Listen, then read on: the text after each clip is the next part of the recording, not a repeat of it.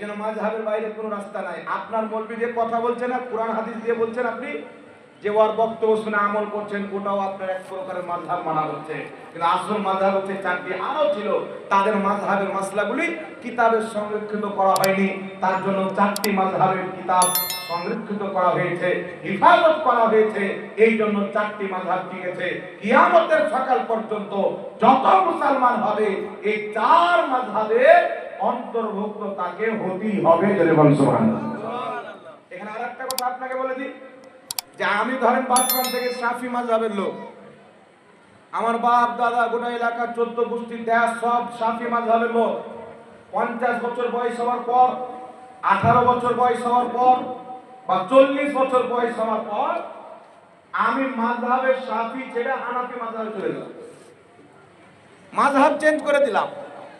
কিছু লোক আছে না মাযহাব চেঞ্জ করার লোক, বিকাল বেলা এখানে সকাল বেলা এখানে, গিরগিটির মতো রং চেঞ্জ করে।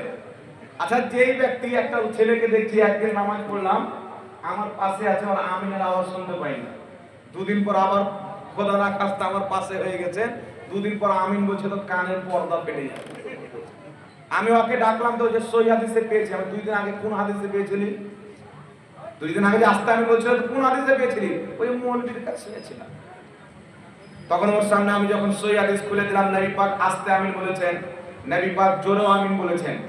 তবে আস্তে আমিন বলা আর জোরে আমিন বলার মধ্যে একটা রিজন আছে। নবী আস্তে কেন বললেন, নবী জোরে কেন বললেন? এটা আমার আপনার চাইতে নবীর সাহাবী বেশি বুঝবেন। আজ থেকে 1250 বছর পূর্বে লেখা কিতাব আল কুনা ওয়াল আসমা, হাদিসের কিতাব, সৌদি আরব রিয়াজ থেকে প্রকাশিত। এই কিতাবের হাদিস নাম্বার 1090। লেখকের নাম হচ্ছে ইমাম দুলাবি, হাদিসের সনদ সহিহ। ওয়াইল ইবনে হুজুর, যিনি জোরে আমিন বলার হাদিসও বর্ণনা করেছেন, আস্তে আমিন বলার হাদিসও বর্ণনা করেছেন। হযরতে ওয়াইল ইবনে হুজুর নবীর সাহাবী বলছে, আল্লাহর নবী নামাজে পাঠ করলেন, ওয়ালা তাল্লিন ফাকালা আমিন, তারপরে তিনি আমিন বললেন, রাফাআ বিহা সাওতাহু, নিজের আওয়াজকে উঁচু করলেন, মা আরাহু ইউআল্লিমুনা, এটা ছিল শিক্ষা দেওয়ার জন্য। ওয়াইল ইবনে হুজুর ইনি বলছেন নবী জোরে আমিন বললেন, এটা সাহাবাকে শিক্ষা দেওয়ার জন্য, যে ওয়ালা তাল্লিনের পর আমিন বলতে হয়, এটা যেন সাহাবায়ে কেরাম জেনে নেয়। জোরে বল সুবহানাল্লাহ। নবীর নবীর প্র্যাকটিক্যালি আমল কি ছিল? মুসনাদ আহমদের মধ্যে সহিহ হাদিস, হাকিম আল মুস্তাদরাকের মধ্যে সহিহ হাদিস, একই সাহাবী ওয়াইল ইবনে হুজুর বর্ণনা করছেন, কারাআন নবী সাল্লাল্লাহু আলাইহি ওয়াসাল্লাম গায়রুল মাগদুবি আলাইহিম ওয়ালাদ দাল্লিন ফাকালা আমিন খাফাদা বিহা সাওতাহু, আল্লাহর নবী নামাজে ওয়ালাদ দাল্লিন পাঠ করলেন, তারপরে আমিন বললেন, খাফাদা বিহা সাওতাহু, নিজের আওয়াজকে আস্তে রাখলেন, আস্তে আমিন বললেন। জোরে বলুন সুবহানাল্লাহ। ইমাম হাকিম বলছেন, হাদা হাদিসুন সাহিহুল ইসনাদ, নবী আস্তে আমিন বলেছেন, এর সনদ সহিহ। নবী জোরে আমিন বলেছেন, এটাও হাদিসে আছে। সাহাবী রাসূল বলছেন, জোরে আমিনটা ছিল শিক্ষা দেওয়ার জন্য, আস্তে আমিনটা ছিল প্র্যাকটিক্যালি আমল। প্র্যাকটিক্যালি আমল নবীর সুন্নাত হয়। জোরে বলুন সুবহানাল্লাহ। এজন্য যেটা নবী প্র্যাকটিক্যালি আমল, সেটার উপরে আমল করতে হবে, হাদিস থাকলে হবে না। নচেত নবী পাকের হাদিস আছে সহিহ মুসলিমে, কুরবানির মাংস 3 দিন পর্যন্ত রাখো। আপনি এখন কতদিন রাখেন? আমাদের ঝাড়খণ্ডে তো ঠিকঠাক কারেন্ট থাকে না, কুরবানি অবধি কোন রকম ঠেকাইতে পারা যায়। আমাদের দিকে 12 রবিউল আউয়ালের জুলুস করে বাংলাতে ঢুকছি, দক্ষিণ 24 পরগনায় তো মাংস খেতে দিচ্ছে, তো কুরবানি সেম। কোথায় কুরবানি আর কোথায় নবী দিবস? আমি জিজ্ঞাসা করলাম, এই বকরিটা, এই গরুটা মনে হয় এক সপ্তাহ আগে জবাই করেছে। হুজুর 1 সপ্তাহ আগে নয়, কুরবানির মাংস। একটা তাজ্জুবের কথা বলি আপনাকে, হরিহারপাড়া থানায় রমজান মাসে কুরবানির মাংস কিনি, চিন্তা করেন ও আবার কি জাদু দিয়ে রেখেছে আল্লাহ জানে।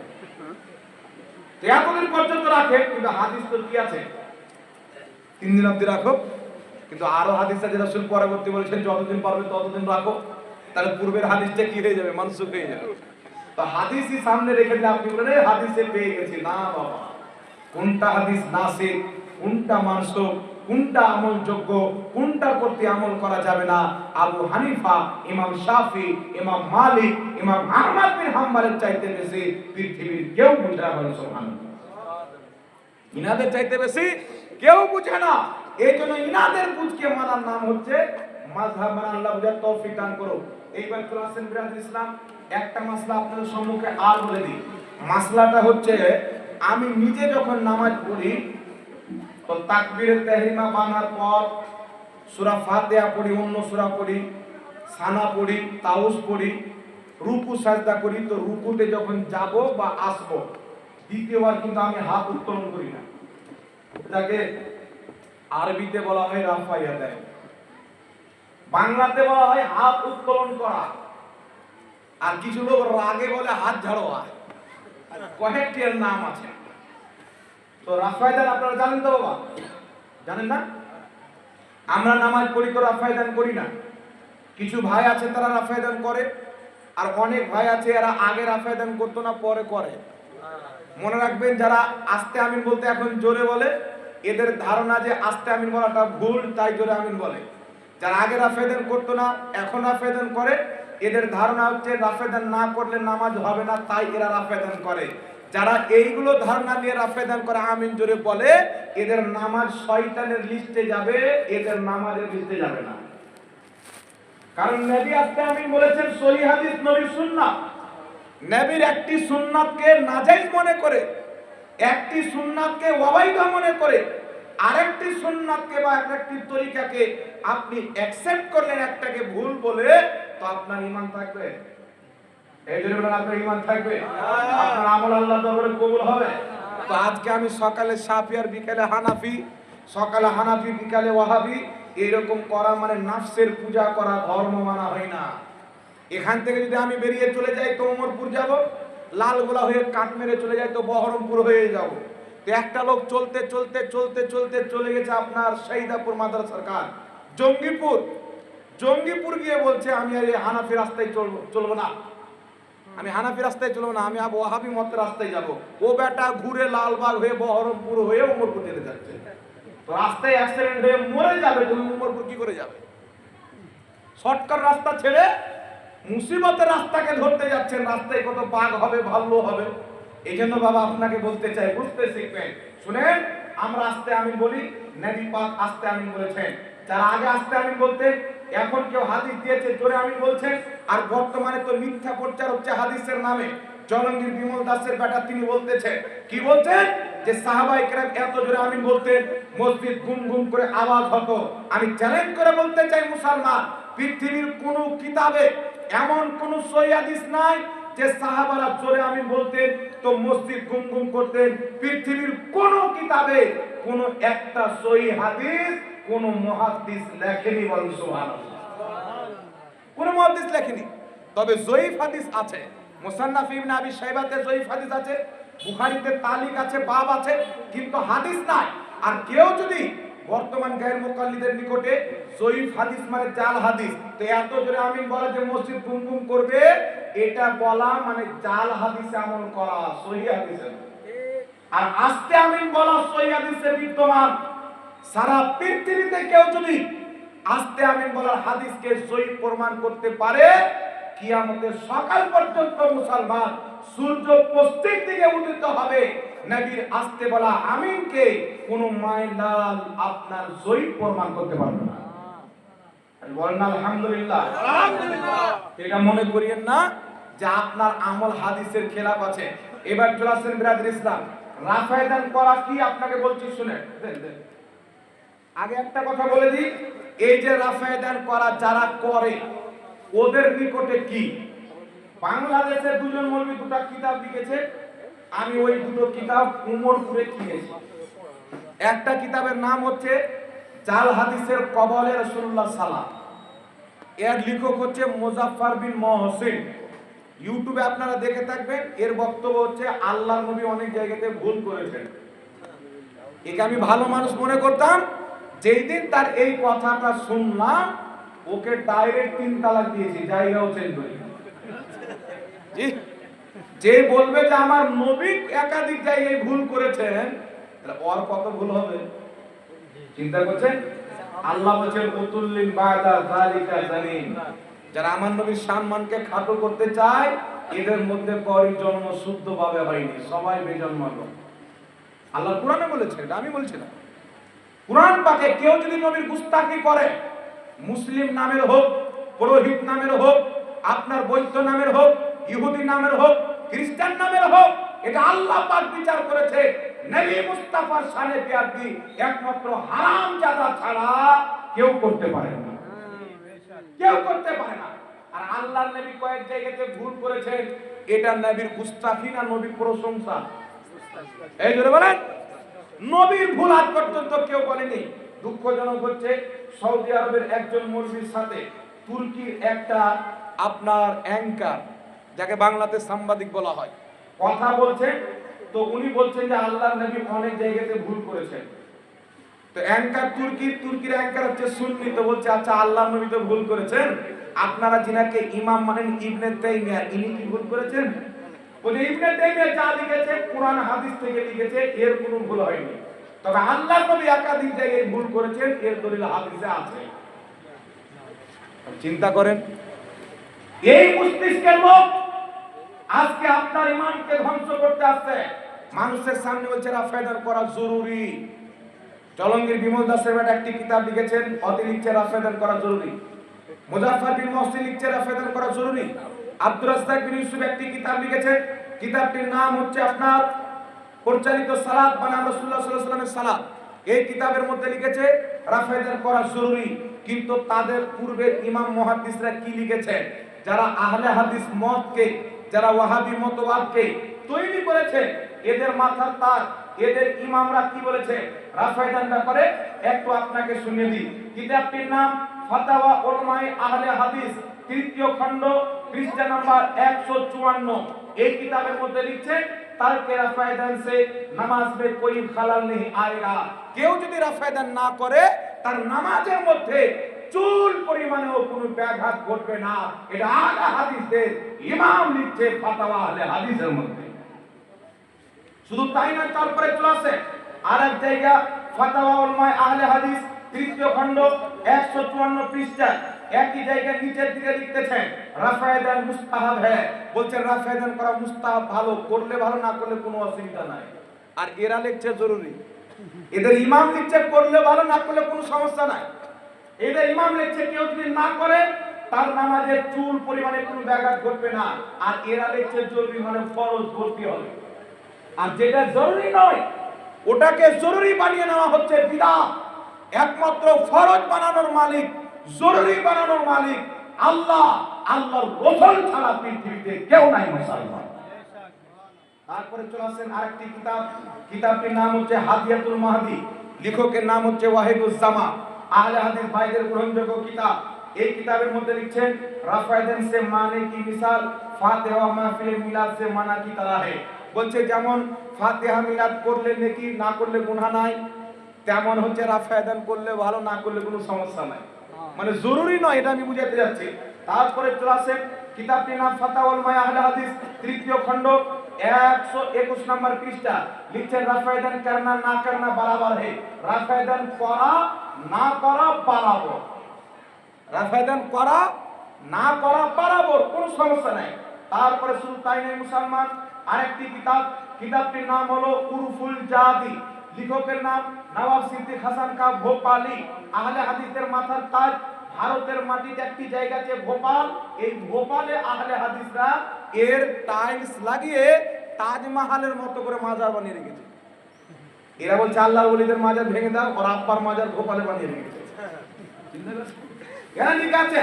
ওই কিতাবের মধ্যে নওয়াব সিদ্দিক হাসান ভোপালি কি লিখছেন, তারকে রাফায়দান পর কোই মালামাত নেহি, রাফায়দান না করলে কোনো সমস্যা নাই। জোরে বলুন সুবহানাল্লাহ। শুধু তাই নয় ব্রাদার ইসলাম, আরেকটি কিতাব চলে আসে ফাতাওয়া সানাইয়া। ফাতাওয়া সানাইয়ার মধ্যে আহলে হাদিসের ইমাম প্রথম খণ্ড, আপনি ফাতাওয়া সানাইয়ার প্রথম খণ্ড আপনার 608 পৃষ্ঠার মধ্যে লিখছে তারকে রাফায়দান তারকে সুন্নাত নেহি তারকে সওয়াব হে।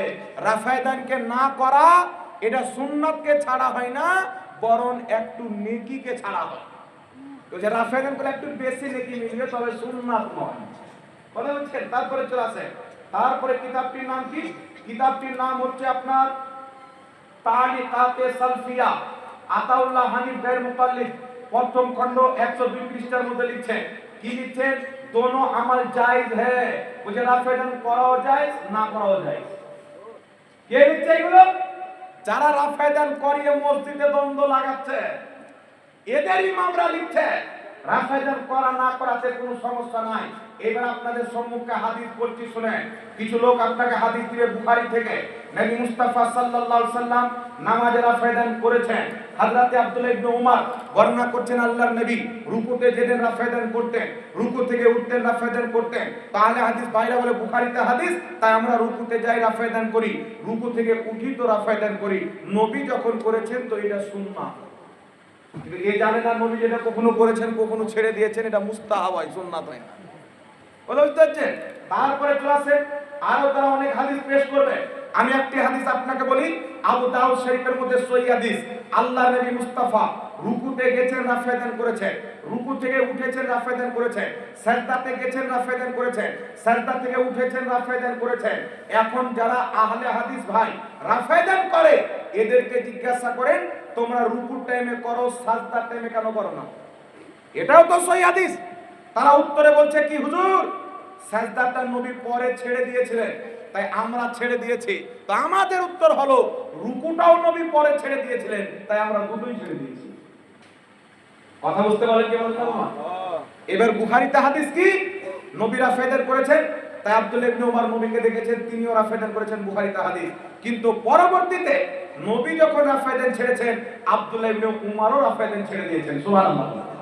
এখন কয়েকটি হাদিস আপনার সম্মুখে পেশ করছি। এখন তো হাদিসের আগে হাদিসের নাম্বার দিতে হয়। কিতাবটির নাম শারহে মাআনিল আসা, হাদিস নাম্বার 1389। কিতাবটির নাম শারহ মুশকিলিল আসা, হাদিস নাম্বার 5826। কিতাবটির নাম নুকাবুল আফকার, চতুর্থ খণ্ড 163 নাম্বার পৃষ্ঠা। এই কিতাবের মধ্যে হাদিসটি বর্ণিত। হযরত আব্দুল্লাহ ইবনে মাসউদ রাদিয়াল্লাহু তাআলা আনহু মুজতাহিদ তবকার সাহাবী, সাহাবীর মধ্যে সবচেয়ে বেশি জ্ঞানী। ইনি বলছেন আমি নবী পাকের সঙ্গে নামাজ পড়েছি, রাসূলুল্লাহর সাথে নামাজ আদায় করেছি। আল্লাহর নবী তাকবীরে তাহরিমা ব্যতীত সুম্মা লা ইয়াউদ আর পূর্ণ নামাজে কোথাও হাত উত্তোলন করতেন না। জোরে বলুন সুবহানাল্লাহ। আল্লাহর নবী তাকবীরে তাহরিমা ছাড়া আর দ্বিতীয় কোথাও হাত উত্তোলন করতেন না। ইমাম বদরুদ্দিনাইনি নুকাবুল আফকার চতুর্থ খণ্ড 163 পৃষ্ঠার মধ্যে বলছেন লাহু ইসনাদানে সাহিহান, এই হাদিসটি দুটি সহিহ সনদে বর্ণিত হয়েছে। তারপর আরেকটি হাদিস শুনেন বিরাদ ইসলাম। অনেক লোক বলে হুজুর 6টি সহিহ হাদিসের মধ্যে আছে। মনে রাখবেন নবী মুস্তাফার হাদিস বুখারীতে আসলে যেমন সম্মান অন্য কিতাবে আসলে তেমনই সম্মান। যদি নবীর হাদিস হয়, যদি একটা সাদা কাগজে নবীর হাদিস লেখা থাকে বুখারীর হাদিসের যতটুকু সম্মান ওই সাদা কাগজের হাদিসেরও ততটুকু সম্মান। এটা নয় যে ইমাম বুখারী লিখেছেন তো নবীর হাদিসের সম্মান বেড়ে গেল। ইমাম বুখারী আমার নবীর হাদিস লিখেছেন বলে ইমাম বুখারীর কিতাবের সম্মান বেড়েছে। সুবহানাল্লাহ বলেন না? উনি যদি কোনো রাজার কথা লিখতেন, বাদশার কথা লিখতেন তাহলে কি আমরা বুখারী শরীফ বলতাম? এই জন্য বুখারী শরীফ বলতাম। এই জন্য বিরাদ ইসলাম শুনে কিতাবটির নাম হচ্ছে তিরমিজি শরীফ। এই তিরমিজি শরীফের মধ্যে হাদিসটি লিপিবদ্ধ রয়েছে। তিরমিজি শরীফ হাদিস নাম্বার 257, মুসনাদ আহমদ হাদিস নাম্বার 3681, মুসনাদ ইবনে আবি মুসান্নাফ ইবনে আবি শাইবা হাদিস নাম্বার 323, সুনানুল কুবরা লিল বাইহাকি আপনার সুনানুল কুবরা লিন নাসাই হাদিস নাম্বার 649। হাদিসটি কি হযরত আলকামা রাদিয়াল্লাহু তাআলা আনহু বর্ণনা করছেন। হযরত আব্দুল্লাহ ইবনে মাসউদ রাদিয়াল্লাহু তাআলা আনহু বলেছেন যে রাসূল পাক সাল্লাল্লাহু আলাইহি সাল্লাম নামাজে মাত্র একবার হাত উত্তোলন করতেন তাকবীরের টাইম, আর কোথাও হাত উত্তোলন করতেন না। জোরে বলতে হবে সুবহানাল্লাহ। এখন এই হাদিসটা সহিহ না জয়ীফ? তিরমিজি শরীফ হাদিস নাম্বার 257 খুলেন। আহলে হাদিস ভাইদের অ্যাপস আল হাদিস অ্যাপস এর মধ্যে লেখা আছে সহিহ হাদিস। এই হাদিসটাকে গায়র মুকাল্লিদের বড় ইমাম নাসিরউদ্দিন আলবানী তিরমিজির তাহকিক করে বলছেন হাযা হাদিসুন সহিহুন। তিরমিজি শরীফের হাদিসের সনদ সহিহ। জোরে বলতে হবে সুবহানাল্লাহ। এই হাদিসটিকে ইমাম বদরুদ্দিন আইনি সহিহ বলেছেন। এই হাদিসটিকে শেখ শোয়েব আরমাউদ বলছেন রিজালুহু সিকাত। এই হাদিসের সমস্ত বর্ণনাকারী সহিহ। আমার নবী মুস্তাফা তাকবীরে তাহরিমা ছাড়া আর কোথাও হাত উত্তোলন করেননি। শুধু তাই নয় বিরাদ ইসলাম, একটু লক্ষ্য করে মাত্র কয়েকটি হাদিস শুনেন। আরেকটি হাদিস আপনাকে শোনাই। মুসনাদে আবি ইয়ালা হাদিস নাম্বার 5039, মুসনাদে দারকুতনি হাদিস নাম্বার 1133, সুনানুল কুবরা বাইহাকি হাদিস নাম্বার 2534, মাজমাউজ জাওয়াইদ হাদিস নাম্বার 2581, আরো অনেক কিতাবের মধ্যে লিপিবদ্ধ রয়েছে। হযরত আব্দুল্লাহ ইবনে মাসউদ বলেন, ক্বালা সাল্লাইতু মা'a রাসূলিল্লাহ সাল্লাল্লাহু আলাইহি সাল্লাম ওয়া আবু বকর ওয়া উমর। উনি বলেন আমি নবীর পিছে নামাজ পড়েছি, আবু বকর সিদ্দিকের পিছে নামাজ পড়েছি, হযরত উমরের পিছে নামাজ পড়েছি। এদের মধ্যে কেউ তাকবীরে তাহরিমা ব্যতীত আর অন্য কোথাও হাত উত্তোলন করতেন না, না রুকুতে যাওয়ার টাইমে করতেন, না রুকু থেকে উঠার টাইমে করতেন। জোরে বলুন সুবহানাল্লাহ। ইমাম তুরকমানী রাহমাতুল্লাহ আলাইহি বলেন কোন কিতাবের মধ্যে? আল জাওহারুন নাকি দ্বিতীয় খণ্ড 78 পৃষ্ঠার মধ্যে লিখছেন হাদিসটির সনদ সহিহ। শেখ সৈয়দ আরনাউত লিখছেন হাদিসটির সনদ সহিহ। এখান থেকে কি বোঝা গেল বাবা? আমার নবী শুধু নয়, নবী পাকের প্রথম খলিফা আবু বকর সিদ্দিক রাফায়দান করতেন না, উমরে ফারুকও করতেন না। এখন দলিল আপনাকে দিব যে ইলমের জ্ঞানের দরজা হযরতে আলীও রাফায়দান করতেন না। কোন হাদিসের মধ্যে আছে শুনেন? হযরতে আলী রাফায়দান করতেন না। হাদিসটি মুসান্নাফ ইবনে আবি শাইবা। ইমাম ইবনে আবি শাইবা কে? একটু আমার দিকে লক্ষ্য করেন বাবা। ইমাম বুখারীর ওস্তাদ, ইমাম মুসলিমের ওস্তাদ, ইমাম ইবনে মাজার ওস্তাদ, ইমাম ইবনে আবি শাইবা, যিনি ইমাম বুখারীকে পড়িয়েছেন, যিনি ইমাম মুসলিমকে পড়িয়েছেন, যিনি ইমাম ইবনে মাজাহকে পড়িয়েছেন, উনি নিজের কিতাব মুসান্নাফে ইবনে আবি শাইবার মধ্যে হাদিসটি উল্লেখ করেছেন। হাদিস নাম্বার 1353। আসিফ বিন কুলাইব বলছেন যে আন্না আলিয়ান কানা ইয়ারফাউ ইয়াদাইহি ফি আউয়ালি তাকবীরা। হযরত আলী রাদিয়াল্লাহু তাআলা আনহু যখন নামাজ পড়তেন মিনাস সালাতি সুম্মা লা ইয়াকুল বাদা, সুম্মা লা ইয়ারফাউ বাদা, হযরত আলী যখন নামাজ পড়তেন তো তাকবীরে তাহরিমাতে একবার হাত তুলতেন প্রথম তাকবীরে নামাজে, তারপরে আর হাত তুলতেন না। জোরে বলুন সুবহানাল্লাহ। ইমাম বাজুদ্দিন বলছেন ইসনাদুহু সহিহ, হাদিসের সনদ হচ্ছে সহিহ। শেখ সৈয়দ আরনাউত বলছেন হাদিসের সনদ হচ্ছে সহিহ। তারপরে আরো অনেক ইমাম, ইমাম যাইলাই নাসবুর রিআয়াত কিতাবের মধ্যে লিখছেন হুয়া আসরু সহিহুন, এই হাদিসের আসার হচ্ছে সহিহ। একটু জোরে বলতে হবে সুবহানাল্লাহ। এখন আপনারা বলেন, যারা বলে রাফায়দান করা জরুরি তাদের ফতোয়া অনুযায়ী নবী যতদিন রাফায়দান করেননি, নবী জরুরি জিনিস ছেড়ে দিয়েছেন। আর নামাজে যদি জরুরি জিনিস ছাড়ে নামাজ হবে? জি না, না। নামাজে জরুরি জিনিস ছাড়লে নামাজ হবে না। তো নবীর নামাজ হয়নি যতদিন তিনি রাফায়দান করেননি, এদের ফতোয়া অনুযায়ী। আবু বকর সিদ্দিকের নামাজ হয়নি, উমর ফারুকের নামাজ হয়নি, উসমান গনির নামাজ হয়নি, হযরতে আলীর নামাজ হয়নি।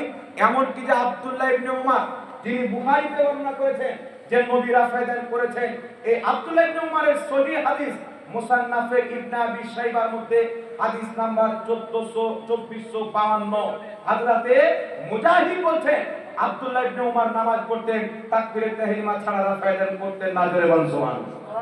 তো নবী পূর্বে রাফায়দান করেছেন, পরে নবী রাফায়দান করা ছেড়ে দিয়েছেন। এই জন্য রাফায়দান না করা এটা নবীর শেষ জীবনের আমল, আর শেষ জীবনের আমলটাই হয় সুন্নাত। জোরে বলতে হবে। রাফায়দান না করা নবীরও সুন্নাত, আবু বকর সিদ্দিকেরও সুন্নাত, উমরেরও সুন্নাত, আলীরও সুন্নাত, আব্দুল্লাহ ইবনে মাসউদের সুন্নাত, আব্দুল্লাহ ইবনে উমরের সুন্নাত, অসংখ্য সাহাবী, অসংখ্য তাবেঈর সুন্নাত। এইজন্য ইমাম তিরমিজি হাদিসটির নিচে লিখতেছেন নবী পাকের অসংখ্য জ্ঞানী গুণী সাহাবী এবং জ্ঞানী গুণী তাবেঈ তাকবীরে তাহরিমা ব্যতীত আর রাফায়দান করতেন না। তাই যারা মনে করে রাফায়দান না করলে নামাজ হবে না, এরা নবীর শরীয়তকে অপেক্ষা করে দুনিয়ার দায়ের শরীয়তকে মানে, এরাই হচ্ছে পথভ্রষ্ট। আল্লাহ হেদায়েত দান করুন। সকলে বলুন আল্লাহুম্মা।